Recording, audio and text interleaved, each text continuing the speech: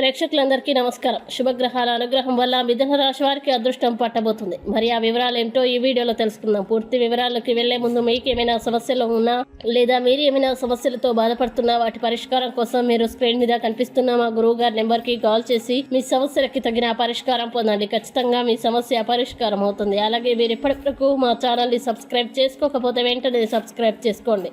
అలా చేసినట్లయితే మీరు మా వీడియోని మిస్ అవ్వకుండా చూడవచ్చు.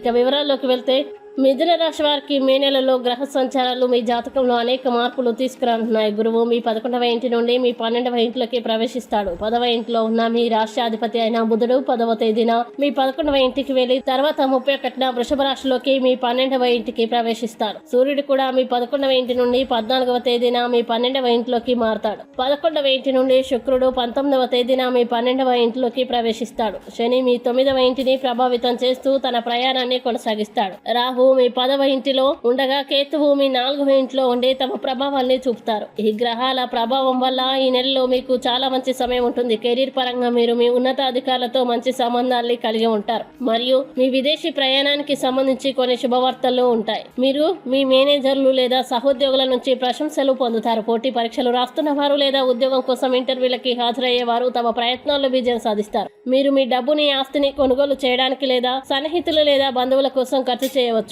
కుటుంబ పరంగా ఈ నెల బాగుంటుంది. ఎందుకంటే మీ కుటుంబ సభ్యుల నుంచి మీకు మంచి మద్దతు లభిస్తుంది. మీ జీవిత భాగస్వామి ఉద్యోగం లేదా గుర్తింపుని పొందవచ్చు మరియు మీ పిల్లలు వారి పరీక్షల్లో లేదా చదువుల్లో విజయం సాధిస్తారు. మీ మిత్రులు లేదా బంధువుల కారణంగా ముఖ్యమైన పనులు పూర్తి చేయగలుగుతారు. విద్యార్థులు తమ రంగంలో ఆశించిన ఫలితాలని మరియు విజయాన్ని పొందడం వల్ల వారికి చాలా మంచి సమయం ఉంటుంది. మీరు ఈ నెలలో విహారయాత్రకి వెళ్ళవచ్చు లేదా సమీప ప్రదేశాలని సందర్శించవచ్చు. విదేశాల్లో కానీ లేదా పేరున్న విద్యా సంస్థల్లో కానీ ఉన్నత విద్యకై ప్రయత్నిస్తున్న వారికి ఈ నెల అనుకూల ఫలితం లభిస్తుంది. అయితే మాసం మధ్యలో చాలా టెన్షన్ ఉంటుంది. తప్పుడు కార్యకలాపాల్లో పాల్గొనకుండా ఉండండి, లేకుంటే మీరు ఆర్థిక నష్టాన్ని ఎదుర్కోవాల్సి ఉంటుంది. కావున మిథున రాశి వారు ఈ నెలలో చాలా జాగ్రత్తగా ఉండాలి.